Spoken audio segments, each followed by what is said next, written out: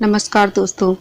आज इस वीडियो में हम सुनने जा रहे हैं धरती माता की कहानी। धरती माता की कहानी संक्रांति से शुरू करके अगली संक्रांति तक सुनी जाती है और साथ ही इसका उद्यापन किया जाता है। और धरती माता की कहानी को आप संक्रांति से शुरू करके 7 दिन सुनने के बाद उद्यापन भी कर सकते हैं। 7वें दिन इसका उद्यापन कर देते हैं। यदि आप धरती माता की कहानी पूरी साल सुनना चाहें तो इस संक्रांति से शुरू करें और अगली संक्रांति को इसका उद्यापन कर दें। कहानी प्रतिदिन सुनी जाती है और यदि आप ऐसा नहीं कर सकते तो 7 दिन सुनने के बाद इसका उद्यापन कर सकते हैं। जिस संक्रांति से आप इस कहानी को शुरू कर रहे हैं उस दिन भगवान गणेश जी को आसन पे विराजमान करें, दीपक जला लें, 1 लोटा जल भरकर रख लें और हाथ में दूब, घास, चीनी, चावल लेकर इस कहानी को सुनें।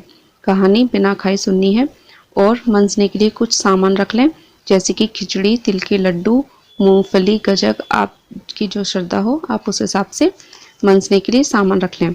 उसके बाद कहानी सुने बैठकर। कहानी ज़मीन पर भी बैठकर सुननी चाहिए और कहानी सुनाने के लिए किसी कन्या या महिला को बिठा लें। कहानी सुनने के बाद जो सामान है उसे मंज दें। जिसे भी आप कहानी सुना रहे हैं उसे मंज दें, सास, ननद या अपने से बड़ी किसी महिला को। तो पहली संक्रांति को इस तरीके से कहानी सुनी जाती है और बाकी की रोज़ जो आप कहानी सुनेंगे तो उसमें 1 लोटा जल और दीपक जलाकर आसन पर बैठ जाएं और एक महिला को या किसी कन्या को बिठा लें और उसे धरती माता की कहानी सुना दें। आप या जैसे मंदिर जा रहे हैं, पूजा कर रहे हैं तो वहाँ भी इस कहानी को कह सकते हैं। तो पूरी साल कहानी सुनने के बाद अगली संक्रांति पर जब हम उद्यापन करते हैं उसमें सुहाग का सामान, साड़ी, ब्लाउज, दक्षिणा, लड्डू, तिल के, खिचड़ी और चप्पल बहुत ज़रूरी होती हैं तो साथ में चप्पल भी मंजनी चाहिए। और उद्यापन के दिन आप किसी वृक्ष के नीचे, पीपल या बट वृक्ष के नीचे इस कहानी को सुनें और उसके बाद कुछ पैसे, धागा और गुड़ की डेली लें और उसे धरती में दबा दें और उसके बाद बोलें, हे धरती माता, मैं आपको मोल ले रही हूँ, आप मुझे आगे भी मिलना।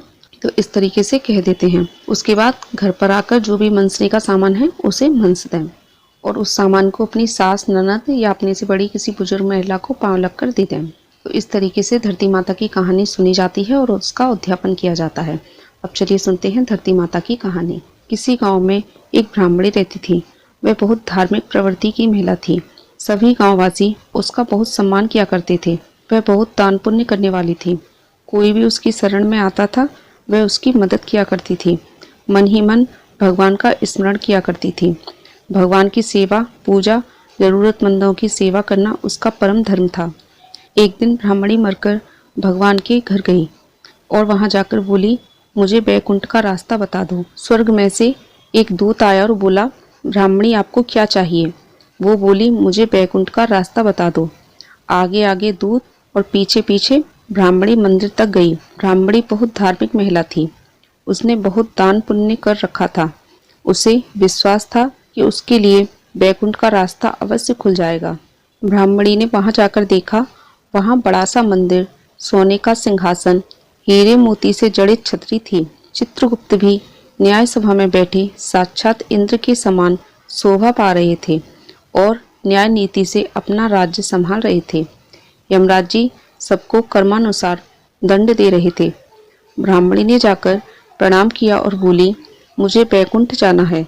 चित्रगुप्त ने लेखा सुनाया और कहा कि ब्राह्मणी, तुमने सब धर्म किए हैं परंतु धरती माता की कहानी नहीं सुनी, इसलिए तुम्हारे सिर पर धरती माता का कर्ज है।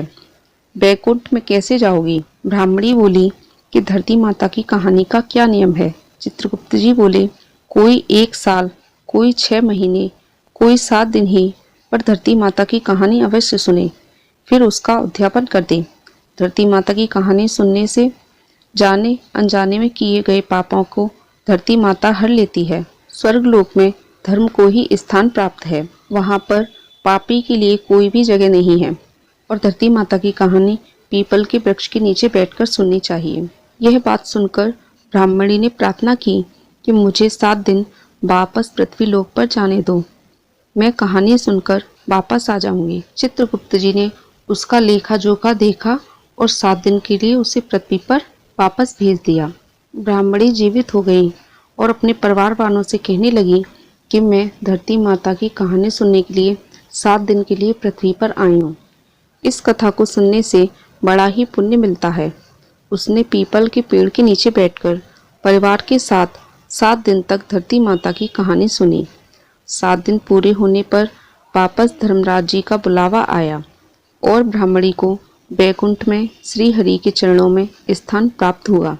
जो कोई व्यक्ति धरती माता की कहानी सुनता है, मृत्यु के समय सभी पाप कर्म धरती माता हर लेती हैं। उस प्राणी को बैकुंठ का स्थान प्राप्त होता है। बोलिए धरती माता की जय। धरती माता तेरी सदा ही जय। दोस्तों, यदि आपको धरती माता की यह कहानी पसंद आई हो तो कमेंट में ज़रूर बताएं। वीडियो पसंद आई हो तो लाइक करें, और आप यदि हमारे चैनल पर पहली बार आए हैं और अभी तक चैनल सब्सक्राइब नहीं किया है तो प्लीज़ सब्सक्राइब कर लें, साथ में बेल आइकन प्रेस कर लें, जिससे कि आने वाली वीडियो की नोटिफिकेशन आपको मिलती रहे। वीडियो में कहानी को पूरा सुनने के लिए धन्यवाद। जय श्री कृष्ण। राधे राधे।